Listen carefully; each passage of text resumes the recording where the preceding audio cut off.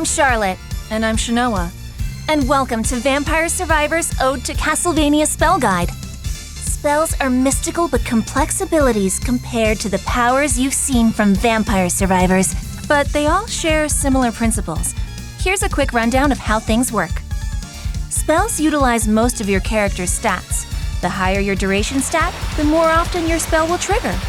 Amount stat will determine how many projectiles are shot with each trigger. The higher your projectile speed stat, the faster explosions will completely bombard your screen. Another thing is the spell cursor.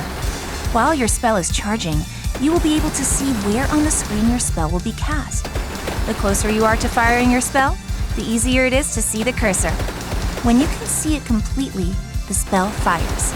In a first for Vampire Survivors, you can direct your attacks simply by moving your character to change the cursor's position. What a novel design! First up, we have Raging Fire. This spell is tricky to aim with, but deals a lot of damage to singe any unsuspecting ghouls. Increase your duration stat for bigger explosions and even bigger flames. You can also use the cursor to lock in on a particular enemy if you're in for a spot of bullying. Raging Fire is compatible with the Heart of Fire Arcana, which will trigger additional explosions on top of the standard flames. You know what's good about this? You're able to vaporize anyone standing in your way. You can also use the Gemini Arcana to create a mirror image of your cursor, because 2 walls of fire is always better than 1. To evolve Raging Fire, you'll need to get Spinach to its maximum. This will unlock the Salamander evolution, which summons a hugely powerful fire snake. Look at the size of this thing! Oh, and by the way, this is also affected by Gemini, so you can finally fulfill your twin snake fantasies. Next up is Ice Fang, a chilling spell originally found in Castlvania Portrait of Ruin. Your cursor will appear directly in front of your character, so you can quickly direct your attacks by moving. Don't let the name fool you though. Ice Fang doesn't freeze enemies, at least not straight away. Pick the Gale of Crystal Arcana to add this ability and let your enemies chill out. Try pairing it with more of the amount stat to cast even more spells and from further away. Ice Fang's big weak point is that it leaves you undefended on one side, but just pick up the Gemini Arcana to fix this with a cursor on both sides of the screen. Now you're colder than Dracula's skin. To evolve this spell, get the Spellbinder up to its maximum passive level. You'll then unlock Cocytus, inspired by the spell of the same name from Castlevania Portrait of Ruin. This triggers a freezing wind, frequently damaging enemies, giving them the most intense frostburn. Next, we have Fulger. I'll take this one, Charlotte. Oh, sure. Thank you, Shanoa. Fulger was inspired by the glyph of the same name in Castlvania Order of Ecclesia. This shocking lightning spell places a cursor at the side of the screen and fires lightning bolts in a set pattern. You can choose to fire left or right by facing your character in a chosen direction. Fulger is compatible with the Tragic Princess Arcana, which will reduce its cooldown while moving. At maximum level, the spell is much more visible, and the Gemini Arcana, you guessed it, doubles the lightning strikes on screen. You'll be like some unspecific god of thunder, not related to any major brand. To evolve Fulger, you'll need the duplicator at maximum level. You'll then unlock Tenebris Tenitris, which will generate huge balls of lightning inspired by the iconic Castlevania boss, Malphas. Reminds me of the look of a foul-smelling garlic weapon used by an elderly man. Our next spell is Gale Force, taken from Castlevania Portrait of Ruin. It lets you control intense Gale Force winds, but backwards. At first, it's tough to handle, but it covers a huge area of the screen. The higher your projectile speed, the further the gale reaches out, making it easier to control. Using the Gemini Arcana will generate winds that travel in opposite directions. Pretty hypnotic. If it's putting you to sleep, you can vary the pattern with the Waltz of Pearls Arcana. This makes your attacks bounce when they hit an enemy, increasing overall damage. Soon, your entire screen will be blown away.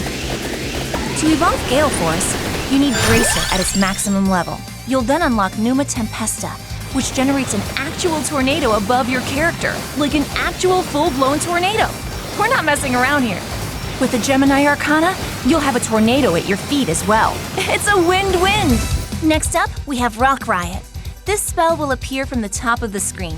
It just summons massive great boulders and throws them at enemies. Simple! Initially, you might find it difficult to aim, but once the spell grows stronger, it's easily one of the most powerful abilities you can get. Crushing your enemies like ants! The Gemini Arcana will, as usual, mirror the spell and add to the chaos, because you can never have too many boulders, right? Waltz of Pearls will make the rocks bounce off the enemies too, in case you needed more chaos in your menial life. To evolve, you need maximum level Stone Mask. We borrowed Torpor from Castlvania Order of Ecclesia for this ability, which will damage your foes and eventually also turn them into precious jewels. Here comes Caram Bubbles! Inspired by the weird and wonderful boss of Castlvania, Portrait of Ruin, who is pretty much a cauldron of bubbling slime. Is this what happens when science goes too far? Well, this spell summons acidic bubbles to do your bidding. They're cute, but don't be fooled.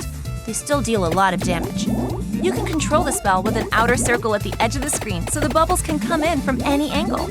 Use the Gemini Arcana to double your bubbles. Having double bubbles puts a lot of enemies in trouble. Evolve Caram Bubbles by maxing out your armor to unlock Caram Morbus. Inspired by an ability from Castlvania Order of Ecclesia, these undead blobs will chase enemies to their doom. And as we've mentioned throughout, use the Gemini Arcana to double your fun. Next in line is Refectio. Rather than a typical spell, this was originally a glyph from Castlvania Order of Ecclesia. It creates a small healing zone that also damages enemies wandering into it. If you're playing co-op, your friends can jump into the zone to benefit from its healing powers too. Using the Gemini Arcana will allow you to control a clone of the original zone and decide where it goes. Cool. Evolve this spell by maxing out your Clover, which will unlock Sanctuary, a special ability from Castlvania Portrait of Ruin. This will take a long time to cast, but will completely heal your character and purify all enemies in sight. This could be a lifesaver around the 25-minute mark on most runs. Why not use this Evo on a vampire? Who knows what might happen? Oh, I know. Shh! Don't spoil it, Charlotte. Last but not least, we have Hex. This frightening spell comes directly from Castlvania Portrait of Ruin. It shoots a slow-moving train of runes across the screen and is compatible with the Twilight Requiem and Gemini Arcanas.